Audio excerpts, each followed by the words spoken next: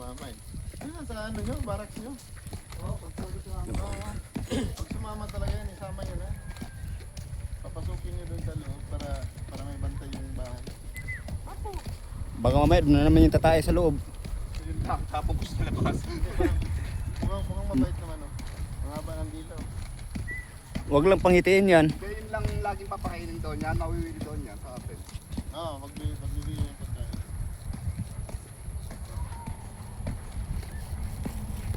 Tabi, tabi. Tabi-tabi. Hindi tayo hari ng daanan dito. Baka mamaya sagasaan tayo.